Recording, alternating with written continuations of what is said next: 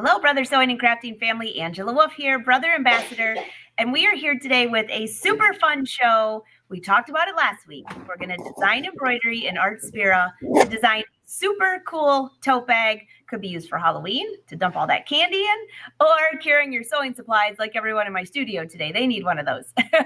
So pop in, say hi. We are live. So as you know, if the gremlins happen and we disappear, we'll be back. Let's bring up Emily Thompson, another ambassador. How are you, Emily? Hi, I'm good. So glad to be here this morning. I'm so excited. So everyone who's been watching the Brothers shows probably saw you last week show a little teaser what you're going to do this week. And it's so cute. It's embroidery in Artspira, and it looks amazing. Yes. Well, I was actually so pleased with how well this project came out. So I'm excited to share a little bit more about it today. And show you what we're going to be making. So I'm going to be showing you how I designed this embroidery in Artspira. So, and of course, you know, half of how it comes out depends on the colors you use and the thread you use. So I just chose some pretty greens and reds and oranges and used those. I didn't follow, I'm bad with following thread colors exactly as they're shown. So I will say these are not a name for that, exact Emily. colors. But I picked out some really pretty colors and I went with it, and I just sort of wanted to reuse the same colors throughout the design. But I've had, since I posted about this, I have had several questions with people asking, how did I create this design in Artspira? So that is what I'm going to show you today. And then actually we're going to sew a quick tote bag because you can never have too many totes. But it won't have this pretty embroidery on it because this was like 2 hours worth of embroidery. So that is not going to be happening in today's live show. But I will show you how I laid it out. So you could create something similar, whether it's with leaves or a Christmas design or something else, but just to kind of see, okay, so I wanted to make a heart. How do I do that with individual designs within the Artspira app? So that's what we're going to be starting with today. And then hopefully we can finish with showing you how I made this cute little tote bag. And it's a little bit unique. So that's why we're going to be sewing one. So I love that tote bag. I love the colors you chose. And ironically, we always change the headers for Brother, and you seem to be matching. Last week matched There's some theme going on here that you've got the good vibes. Yes. Very, very fitting. Well, I had to change my shirt like 3 times because everyone I pulled out of the closet had like a grease stain. I was like, what is going on with my clothes? So the rest of me, it worked out. Perfect. All right, everyone, we are live today. So leave your comments and questions. I will let Emily take over, and I'll catch back with you, Emily, when you, first we're going to start with Artspira. So I'm going to hang out with you. I'm going to go ahead and connect my phone. So just give me a second to do that. And then we will get started. So hopefully I can show it. Rolling in. We've got somebody who's got a new scan and cut. Congrats. You're gonna love it. Super fun. I'm actually going to be doing scan and cut at the Houston Quilt Festival next week, and I'm very excited about that. Who you're watching is going to join us at Houston Quilt Fest next week, because we will be there in the All Brands booth, Brother Dealer, and we're going to be there all Wednesday night, Thursday, Friday, Saturday, Sunday. We're doing demos on the stage. You can come and hang out with us, play on the new machines, and of course, there's always great deals there. Yes. But we love seeing everyone. It's one of the biggest shows. Everyone loves it. Okay. Can you see my phone now? I got you. We're both on there with your screen. Okay, great. So let's see how we're going to do this. All right. So you see I have a leaf. Now, when I first was doing this, by the way, full disclosure, the pink little mouse there is not part of Artspira. It's from the computer. So don't ask what it is. Oh, yeah. All right, go ahead. I'll pull it down. That's my mouse. Is it gone now? It's gone. Okay. All right. Yeah, that's on my computer. Okay. So when I first was trying to do this, what I thought I would do is that I would import a heart shape. Just like grab one of the shapes, and I went through and I looked and I was trying to find a heart. But what happened was any hearts that I found, I could not make big enough to create the shape that I wanted. So this was a little bit freehand, and if you'll see it's not exactly symmetrical, but I did my very best. So the first thing that I did was I went ahead and I imported all of my designs. So once you have one of the design, then from there you can copy and paste it. So I just went through, first of all, back to the home screen, I went and I searched up leaf, and then I favorited all the leaves. So then now when I go in and I hit any one, all these leaves, oh my goodness, my finger.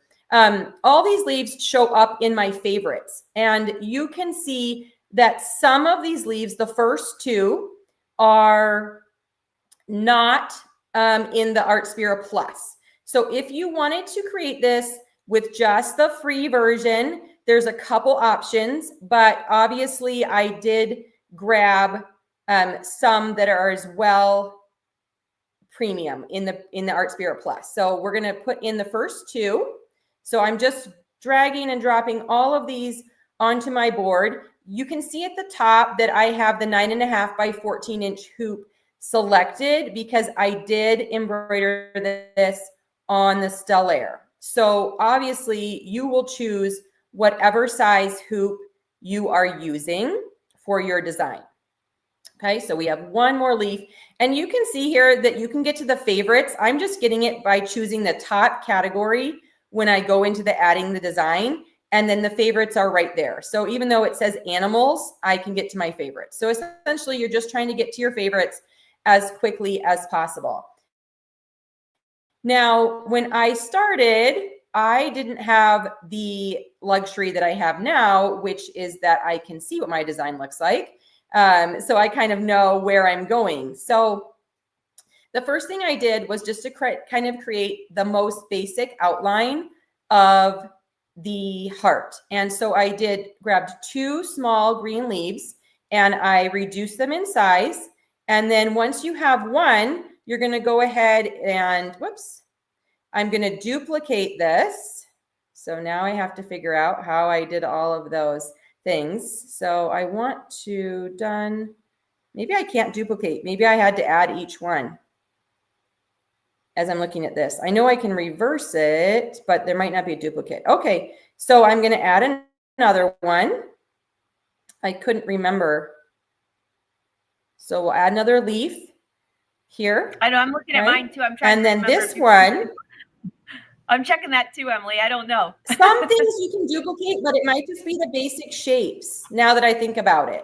All right, so I went and I hit the flip button. You can see that at the very bottom of the screen because I want these leaves facing opposite directions, right? So, and of course, this is not ideal, I don't think, doing this with my fingers, but if you have an iPad, then you could try that if that is easier for you.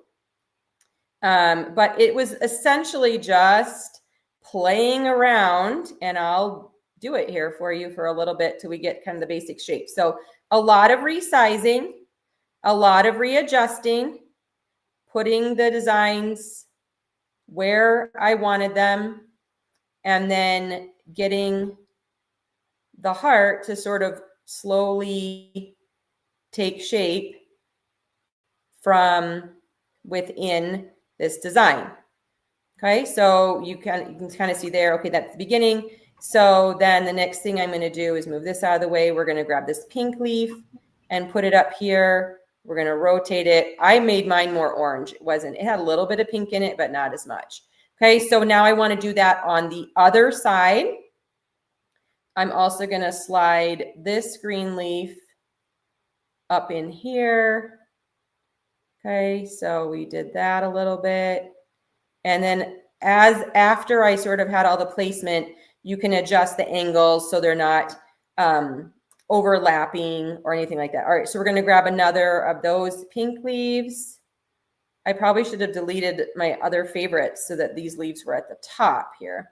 All right, so again, I need to flip this one, okay, so that everything is in mirror. And so that's part of the tip of doing this, is that whatever you are doing to one side, you're doing to the other and sort of creating a mirrored design.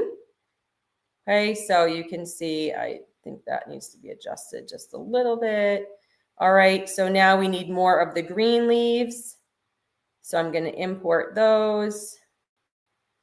There's another one.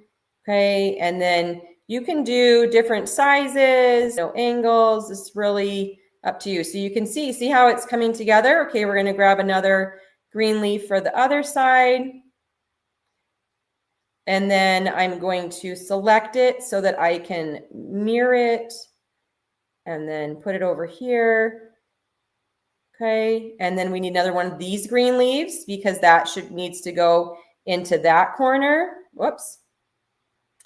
Okay, so we're going to grab that one. And again, we're going to select and we're going to mirror.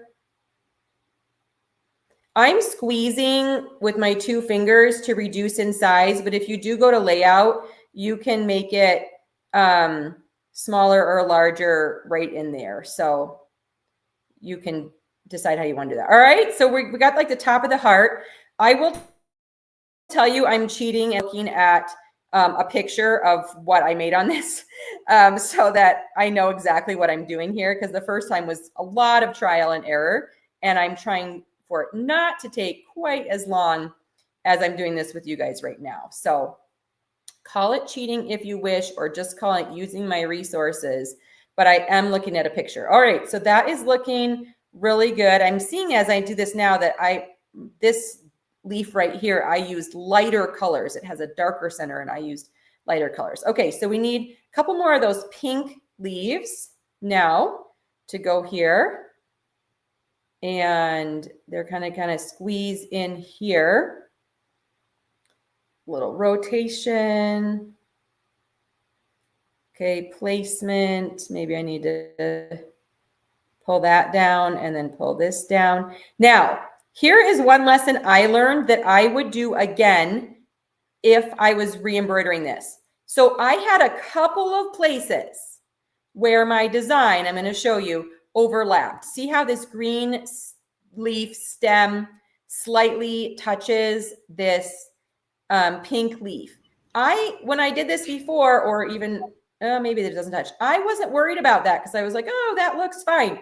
When I went into my machine to do color sort so that I could embroider all the greens first, then all the oranges, then all the pinks, then all the yellows, etc., it wouldn't let me sort the colors because it said I had overlapping designs. So I would have saved myself a lot of time had I made sure that none of the designs were overlapping. So there's a tip I'm going to give you right now. Save yourself a lot of embroidery changing by figuring out how to not have any of the designs overlapping. Okay, and I didn't do that well. So that is just Emily, that's such a good tip. Yes. I don't know, because that's a big thing. If you want to embroider them with all the colors going in an order, if they overlap, you can't do that. That's a great tip. Yes, and I didn't realize that. And I guess, I mean, I probably did, but like in the moment when I was creating this, I didn't think about that because I just thought, oh, it's fine if they're touching. Like it didn't bother me at all. But I was then highly annoyed when I went in and I was already like partway, I don't know. I felt like I was too invested to redo the design. I probably should have just done it. Totally. I would love to know in the comments how many people that's happened to, because I embroider all the time and it happened to me. I did a whole batch of borders and I was squishing them together myself instead of using the border feature. And Same thing. And so I had to change the thread a gazillion times. I'm with you. Okay. So I'm glad it's not just me. And I'm glad, yeah, I really didn't even think about that. And yeah. So, and at first I was actually really annoyed. I was like, why isn't this color sort working? You know, like, in fact, I like looked up on the directions, how to do color sort. Cause I thought, well, maybe I'm doing it wrong, which of course I've done it before, but, nope. Then I realized, oh, I have the overlapping designs. You guys, look how cute this is coming together though. I mean, it is a little time consuming and the phone is annoying. I'll give you that, doing it on a tiny screen, but I am super excited, honestly, to create something like this for like Christmas with other designs from within Artspira and see what I can come up with, because it just is so cute when you finish. All right, I think we need one more green leaf and we're good to go. All right, so here, one last mirror. Elsa says she sees the heart and it's very cool. I agree. When you first started, though, I was seeing reindeer, I was seeing rabbit ears, you name it. But now I officially see the heart. Yeah, and this is maybe not quite as good as my other one. So at this point, I probably would spend another 10 minutes tweaking the angles of the leaves and adjusting the placement to make sure that it really was exactly how I wanted. But let's go ahead. I'm just going to save this just for the sake of it. But I do want to go and show you. I'm just going to show you the one that I already did, because it is a little bit better. And it just, oh, I can put it on top of it. What? All right, we're going to cancel that. We're going to go to my creations now from the list. Okay, so, you go back. So you can see, can you see? I don't think I can zoom in. But you can see on the top, it's a little bit wonkier than the bottom one because I didn't spend that extra time just readjusting. But here's the one that I actually embroidered. And, I think the only overlapping was like this little spot here. Oh, I probably should have just up here too.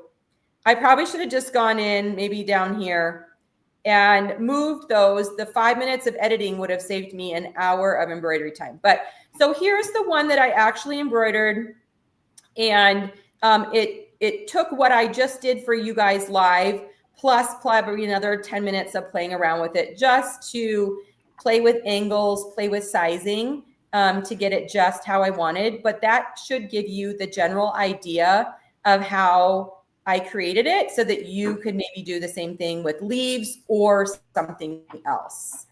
Okay. So very good. That is the Artspira design. That is so cool. I love it. I love it. Okay, Emily, quick question. Kathy says, are you saying that it does not tell you it's overlapping in the Artspira app, but it tells you in the machine? And yeah, so, and then Julie says, hey, how do we color sort? So I know when you're on the still layer later, you can show her that button. Yes. Okay, so I'll show you on the still layer, but because Artspira doesn't care if the designs are overlapping, it will embroider overlapping designs. And in fact, a lot of times we create designs that are overlapping because we want them to look like that. But just something about the way the still layer orders its embroidery, if you want to do all the red, all the green, all the yellow first, it won't let you do that. So that is where that is coming from. So let me actually go ahead and transfer the design to my machine, because the thing about Artspira designs is you can't save them on your machine. Okay, so every time you have to go ahead and hit transfer. So it's saved on your phone, but it's not saved on your machine.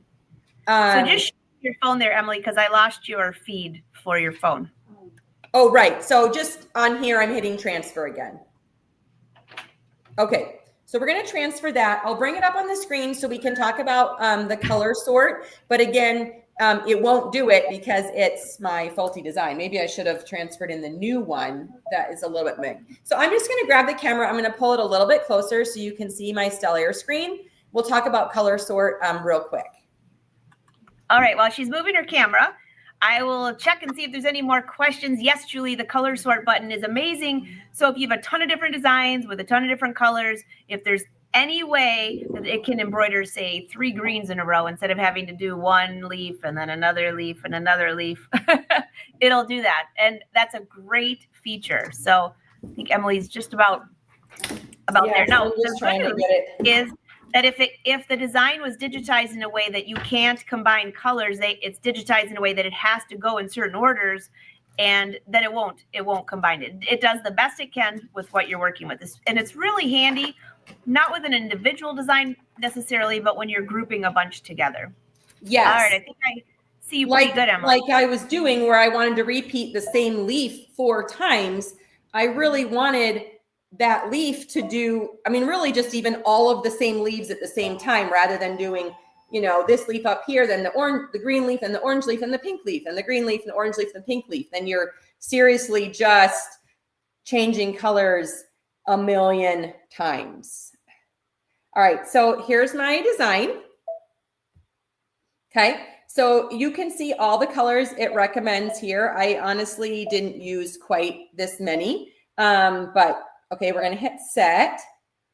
Okay, so you see it's beautiful. We have all the colors here. Okay, so pretty. But what I want is the black, you know, it does black like 10 times in this list. I would wanted all the blacks to be together, all the oranges together, all the pinks together, all the greens together. So I actually guess we got to go to embroidery. So in the embroidery screen, if you go to layout and you hit this button here with the 3 little spools, that is what should do the color sort. So then when I went back and I was like, why isn't the color sorted? I had moments of frustration until I was Googling and it said, if you have overlapping designs, it cannot color sort. So there's my lesson learned. Now I will say I did some of this when I was doing it. So you can see the bar up here, okay, orange, black, pink, green. So when I had my orange thread in, I would just go this orange and then I would skip ahead using the colors. So I got to the next orange and then I would embroider again. And so I did a lot of back and forth, not ideal, still took me way more monitoring than I wanted to for embroidery, but that was my workaround in the moment because I couldn't color sort it. And that's a good workaround. So no, she could not have changed this in my design center because she designed this in Artspira. So good idea, but no. And Patty says, also be sure the colors have to be the exact same color. Yes. So if you have like a dark green number 1045 and a light green 1045, they will not combine. It has to be the exact same colors listed. So right. Yes. But I wouldn't even have cared if I had 2 different greens and I was going to use the same thread. I would have just pushed, you know, embroider the one color and then had it embroider the second one without changing.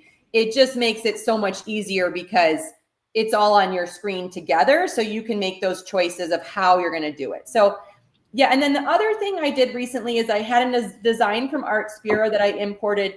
And then I also added text to it from the Stellaire. And so what I did was I first did the text from Stellaire, and then I saved that design on my machine so that I had it to come back to if I wanted.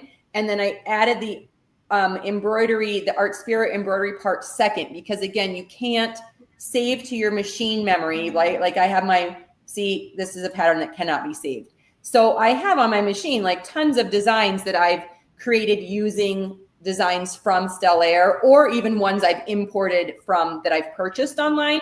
But just note, if you are transferring from Artspira, you need to do all the storage within Artspira rather than your machine memory. So they're still there. And like you saw, this took me 2 seconds to transfer back over here. So it saves it. It's just not all like right in here.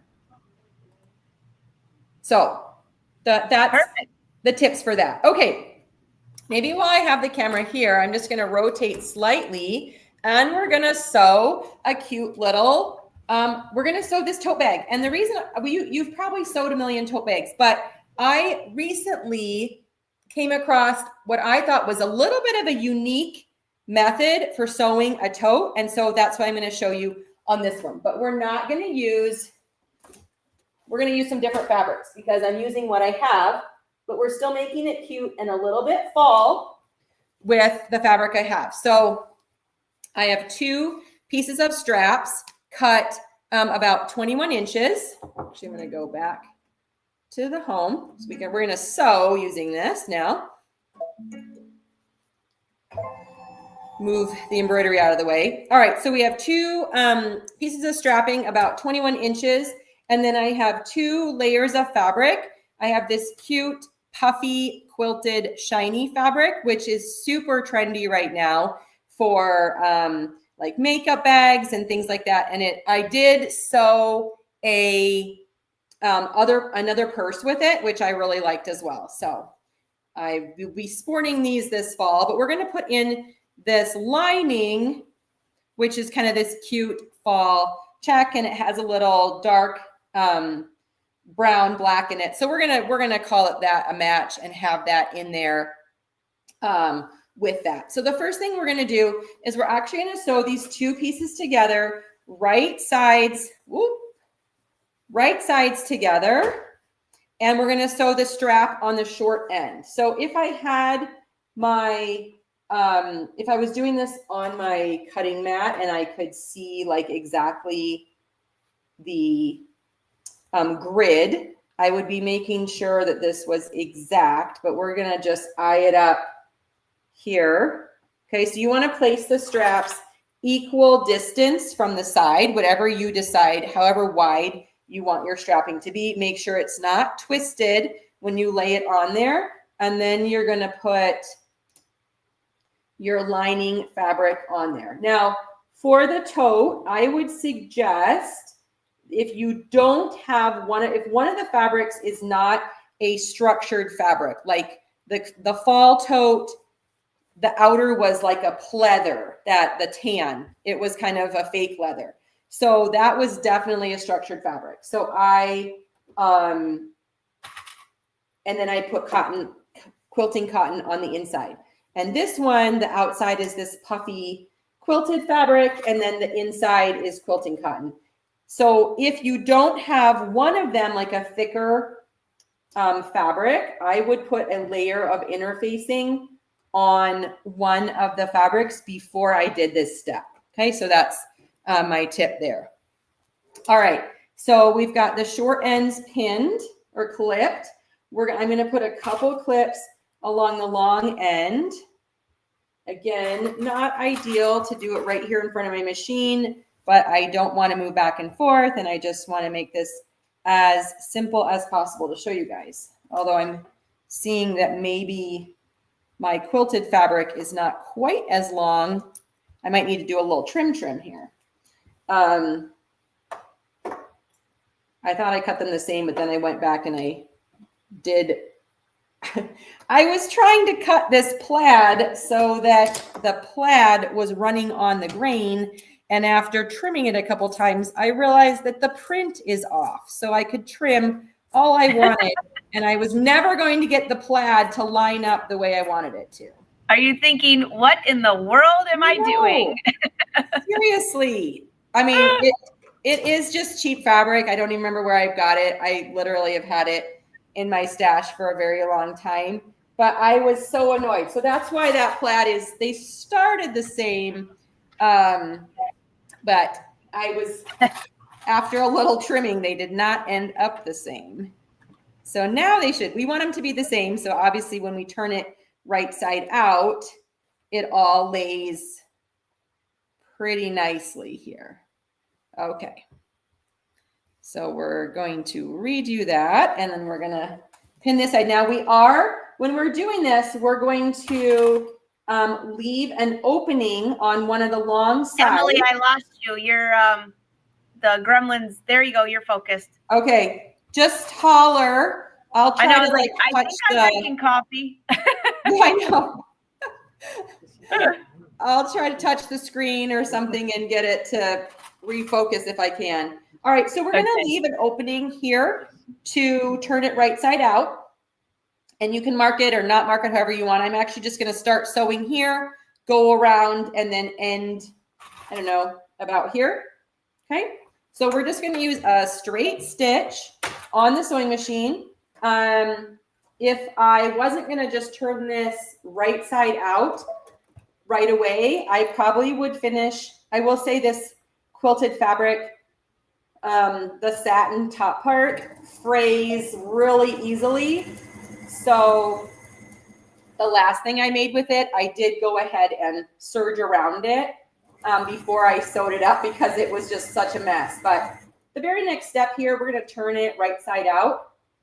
So I'm not too worried. It should be fine. So I'm using probably a 3/8 inch seam allowance along here. When I do get to the straps, so that's under this clip right here, I am going to go over the strap, and then I'm going to back up over the strap one time just to make sure that that strap is extra secured, because that's going to hold the weight of the bag. And so you want to make sure that that seam is not at all going to think about coming loose. So same thing, back up over the strap one time, just a little extra security.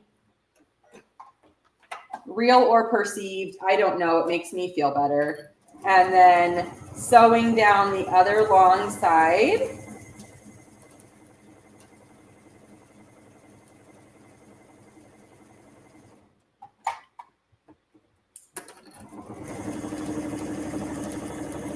And you can see I have a little bit of extra seam allowance, or a little bit extra of the black as well. So we will go ahead and trim that. When I was sewing the other bag and doing this step with the vinyl or the pleather, I never know what's the right term to call it. I usually call it vinyl, but I think sometimes it's either. Anyway, I did use a non-slip, like Teflon foot on the machine, or non-stick, to make sure that it was all gliding through as smoothly as possible. And that foot is really a lifesaver if you sew bags and use vinyl or other little bit sticky fabrics. But this tote right here, nothing is sticky. It's all just really smooth fabric. So we're almost back around to where we started. Okay, I reinforced the straps again on the other short side. And my dimensions are 16 by 26. And that was the same for the fall tote as well. I was actually going to try to make it a little bit wider with the same height, but then this plaid, I think, was a fat quarter or a half yard or something, and it was only 16 inches wide when I pulled it out. So I couldn't go any wider on that, but I kind of want to try one that's a little more like 18 by 26 to see if it's a little more short and squat, but just a little different size. I like experimenting with my tote bag sizes. So I'm trimming the seam allowance a little bit, especially where this black is even wider than the 3/8 inch. This fabric is pretty soft, so I'm not worried about it too much on the inside of my bag, but we just don't want a ton of bulk because we are going to turn this right side out, and then we're going to top stitch around. We're going to top stitch to close the opening that we left, and also to just secure the side of the bag. So I'm going to go ahead and turn it right side out.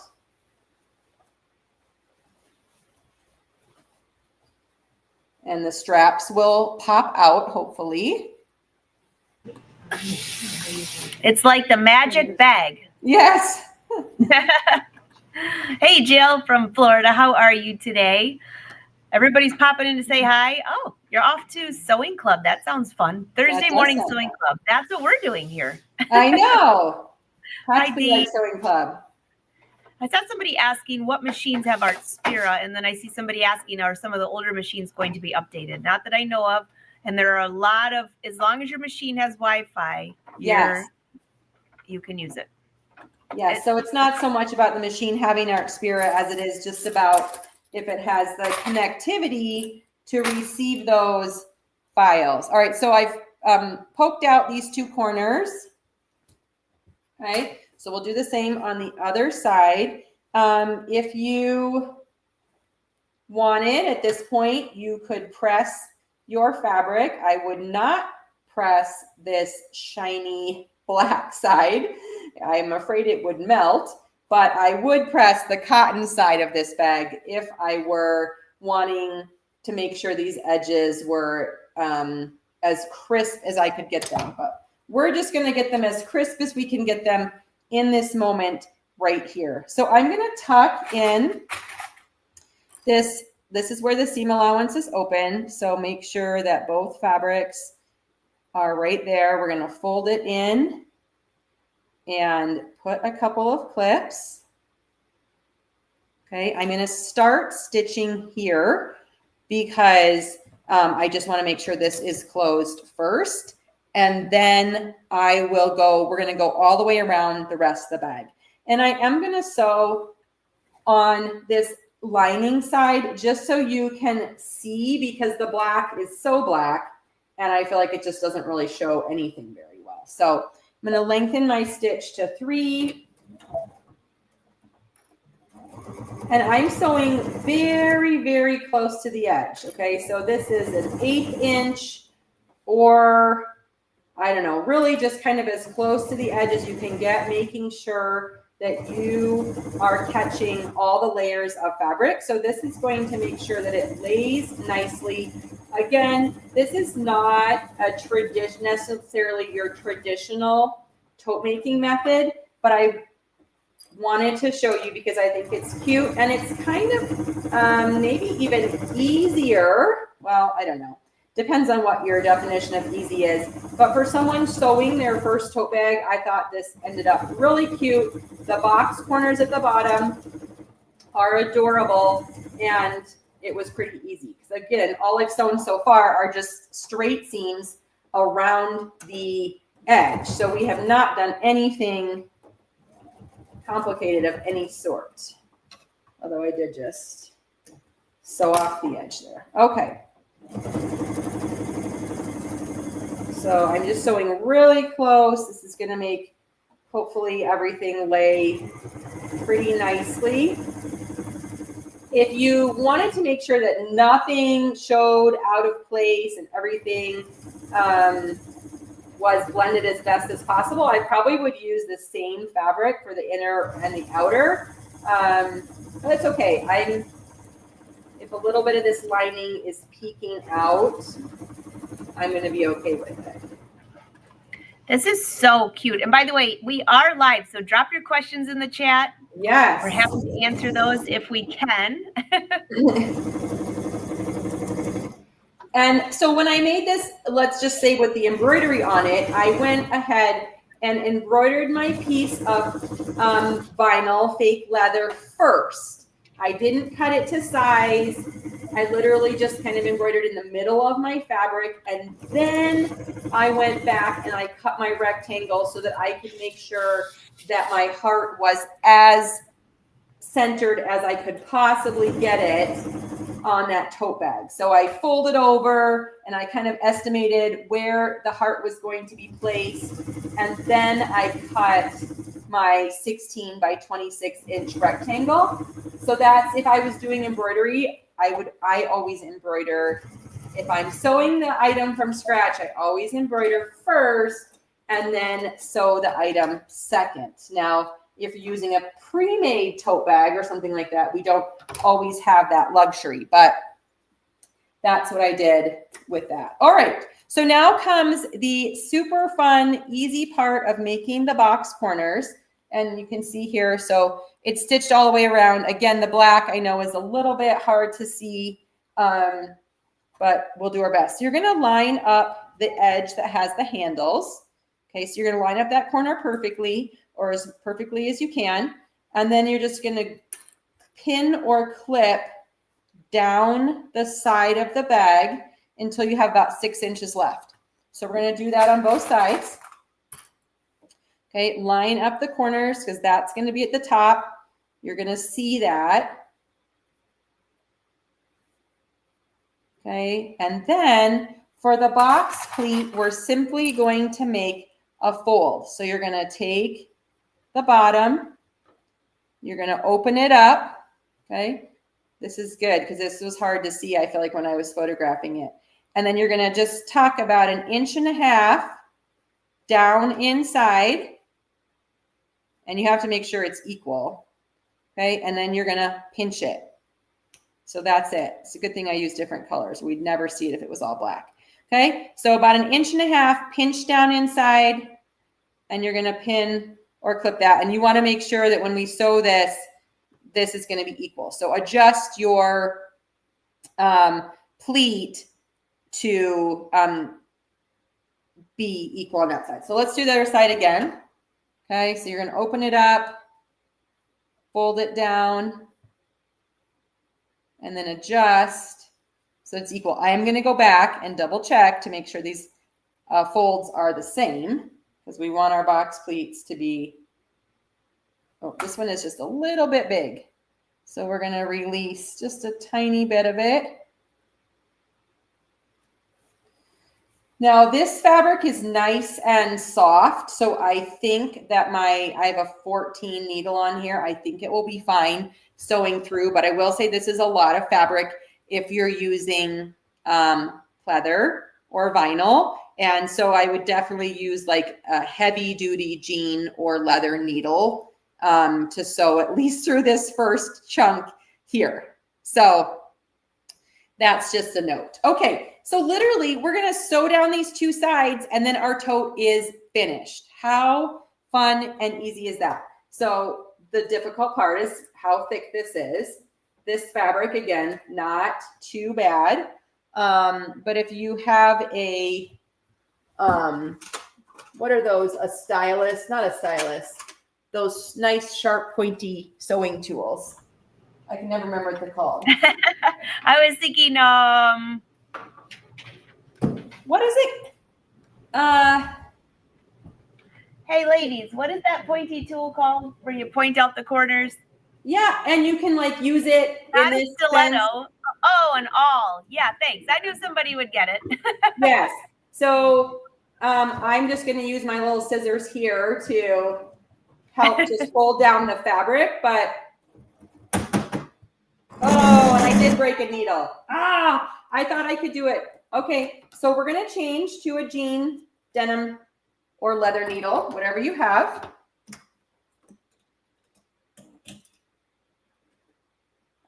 So I will eat those words that it was Sorry, I was not. muted. Sorry about that. While she's changing, I know it's going in and out of focus. We're almost there. Don't worry, guys. But yes, so if you're using, someone was asking if using faux leather or something like that, what would you use? I use a number 14 denim jean needle on almost everything when it's real thick like that.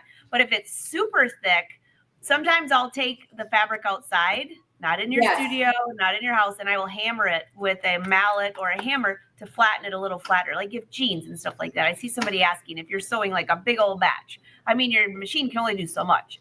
So much, yeah. I recently rehemmed. It's telling me it's not properly threaded. Marina, I was thinking stiletto too. That was the tool I was thinking of. That's stiletto. actually what I was thinking of, was the stiletto. Yeah, me too. Not shoes, but the sewing tool. Yes. I rehemmed some shorts for my son, some jean shorts that he had bought, and I totally hammered those things. So this is a number 16 jean needle that I'm using. I know my focus is not ideal, but that's what I'm going to try. I don't know. Sorry about the focus. Okay. That's right. So, it's a number 16 needle. Schmetz is not a brother brand. No, sorry.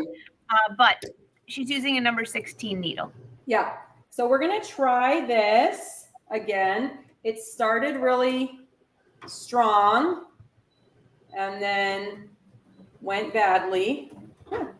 So we're going to do a little back stick, and that's where it doesn't like it. So if I am having trouble sometimes on here, a little tip is to use your hand crank to do a couple stitches to make sure it can go through, because then you don't have the scariness of it breaking with the power, because I'm just turning it with my hand. So I know that messed up the, oh, and now my thread is broken. I know that messed up the focus, but okay. So this is, okay, I guess it needs a little bit here. Hey, Gail, I see your question. When you embroider on fabric, should you embroider before you cut your fabric to size? It's 50-50, because a lot of times you're refashioning something, and sometimes the embroidery can pull your fabric in a little bit. You don't want it to, though. You really want your fabric to lay nice and flat. So if I'm sewing from scratch, like I'm making a couple outfits right now, I will embroider Sometimes I'll embroider on tulle like this. While Emily's changing, I'm gonna answer questions for Yeah, you. go for I it. embroidered on tulle here. And as soon as I wash away the stabilizer, I have this beautiful tulle and embroidery, and I can attach it to a garment or pillow or whatever I'm doing. But typically, I would say it's 50-50. A lot of times I will chalk in my design because you have you should hoop the entire piece of fabric. So you need some extra space around your outfit. So that's how I usually do it. But if you tell me what you're embroidering, I'll let you know yay or nay. And Yes. let's ask everyone, do you embroider your fabric before you cut your things out? If you're refashioning, you don't have that opportunity. You only have what you have there. I feel like I'm so bad at like my embroidery placement isn't always as great as I want it to be. So if I can do it first, I do, because then I can move things around. But I'm having trouble at the moment. We might have to switch machines. I don't know if there's a piece of thread caught up here, but well, we got the idea for the bag too, so we don't have to watch you sew it. Yeah. It wouldn't be live if something didn't go a little bit wrong here for me.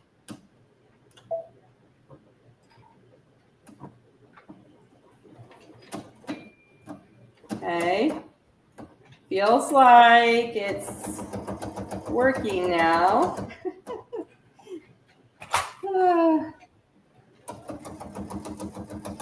So after you get through the thick part at the bottom, then the rest should be very smooth sailing as you sew up towards the top. Again, you just want to make sure that those sides are lined up as best as you possibly can, because you will sort of see this raw edge in the top corner of your tote. And that's just the way, that's the trade-off for having this little bit more simple tote design. Okay, so you're gonna check, and obviously I would use thread that which is why I have black, matches your outside, because if you see, especially down here at the thick part, any of those threads coming through, then they should blend in perfectly. Okay, so we're gonna go do the other side. Hopefully we have fixed. We have good needle, good thread. I'm going to go real slow. I mean, I do love the safety mechanisms on these machines. I don't really ever feel like unsafe sewing. It's just when I'm sewing something really thick, there's always the possibility of a needle breaking. But, okay. All right, so that's a good combination. We made it through the thick part. I was just getting that figured out. I really did think my other needle would make it, but apparently not.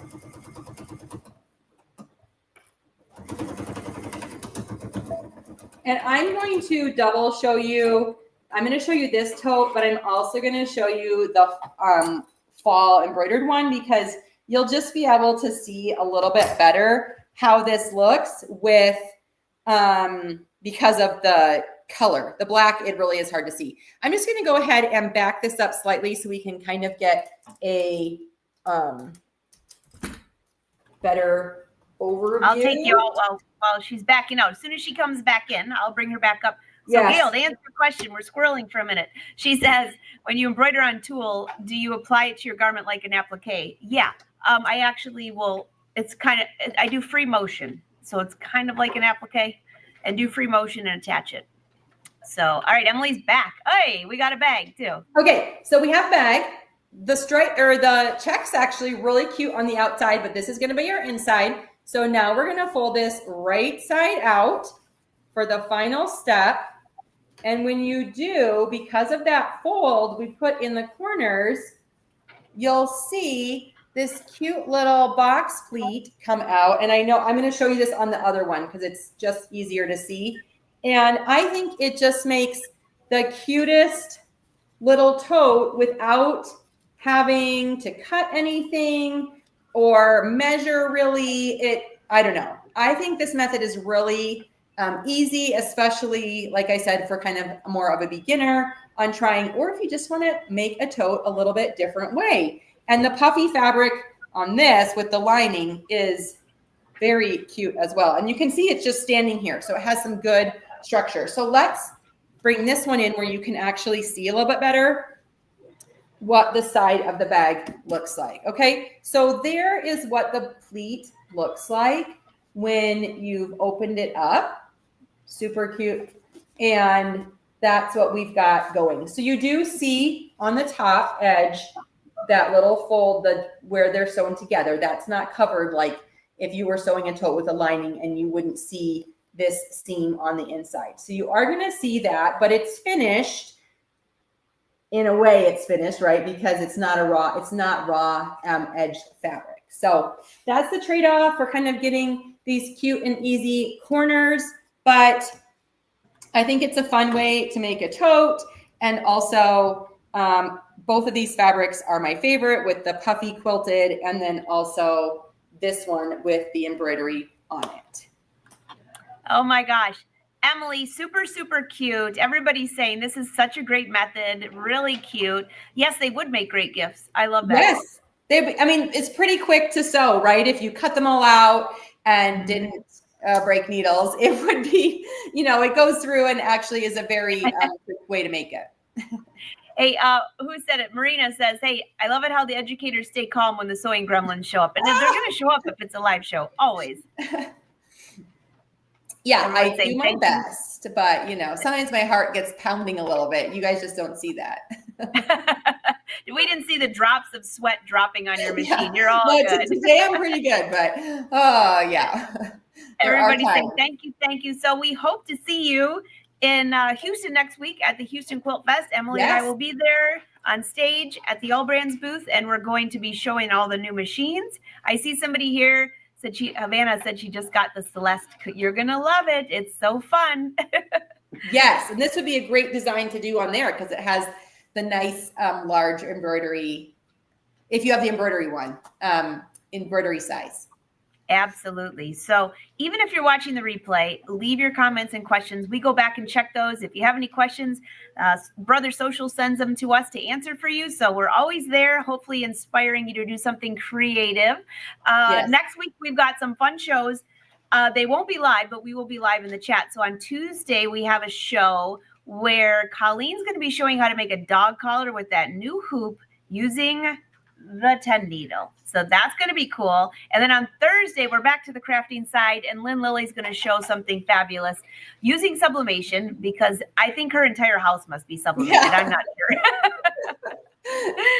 So we'll look forward to see you in the chat next week. And those of you that are joining us live at Houston Quilt Fest, looking forward to it. So Emily, thank you for a great show. Again, let me just put this little ticker up here for you in case you're trying to find us, brothersews.com.